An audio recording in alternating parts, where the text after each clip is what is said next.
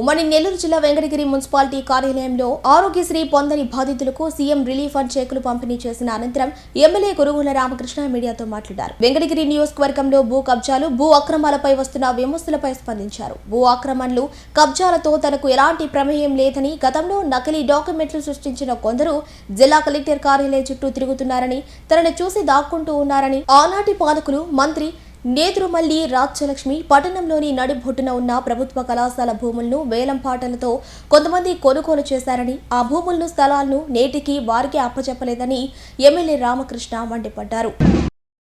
Press మీట్లో ఏం మాట్లాడారు? పై అధికారులు ఈ అధికారులు అరిచారు. మరి ఈ అధికారులు చూసుకుంటున్నారు.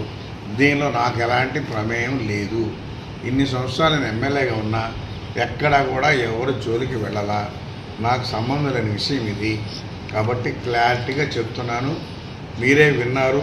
ప్రెస్ మీట్లో అపోజిషన్ పార్టీ వాళ్ళు, వైసీపీ వాళ్ళు ఏం మాట్లాడారో విన్నారు. ఆ వినిన తర్వాత పై అధికారులు వీళ్ళకి ప్రసిద్ధించారు. వీళ్ళ పని వీళ్ళు చేస్తున్నారు, కానీ నాకు ఎలాంటి సంబంధం లేదు. బాయ్స్ స్కూల్లో తప్పుడు పత్రాలు ఇచ్చారు. దాని విషయంలో కూడా మనం అరెస్ట్ చేయించాం ఎంఆర్ఓని.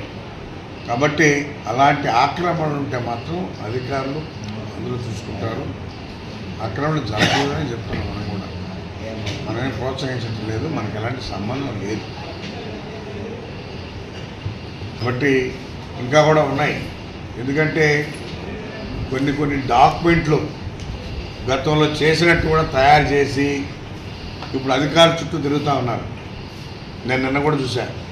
కలెక్టర్ ఆఫీస్కి వెళ్తే కలెక్టర్ ఆఫీస్ చుట్టూ తిరుగుతూనే ఉన్నారు. నన్ను చూసి దానుకుంటున్నారు. దానుకోవచ్చు అవసరమైంది. రైట్గా ఆయన రైట్ ఉంటే రావచ్చు. ఆడికి వెళ్ళి అధికారులకు మాయమాటలు చెప్పి, అంటే గతంలో ఎప్పుడో వాళ్ళ మామూలు ఎవరో వీఆర్ఓలో ఉన్నప్పుడు పేపర్లు పుట్టించి, ఆ తర్వాత ఎంఆర్ఓలు రిటైర్డ్ అయిన వాళ్ళు వాళ్ళ దగ్గర పేపర్లు పుట్టించి తిరుగుతూ ఉన్నారు. అవి ఏవి కూడా చెల్లవు. ఖచ్చితంగా వెంకటగిరిలో ఆక్రమణ జరిగితే ఒప్పుకునే ప్రసక్తే లేదు. కాబట్టి బాయ్స్ స్కూల్స్, ఆ స్కూల్ని కూడా స్కూల్ చల్లని కూడా ఆక్రమించాలని చూస్తున్నారు.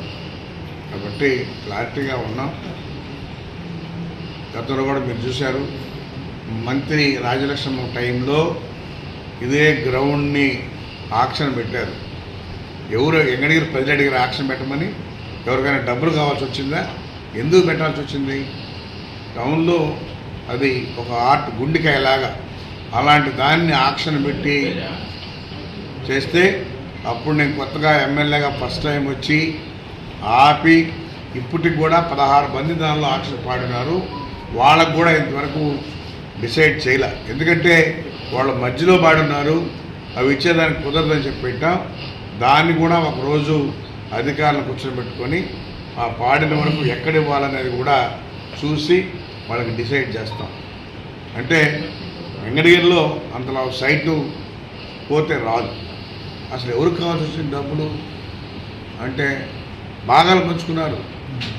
ఒక ఎకరా ఒకళ్ళకి, కొర అమ్మిన వాళ్ళకి అమ్ముకోవచ్చు.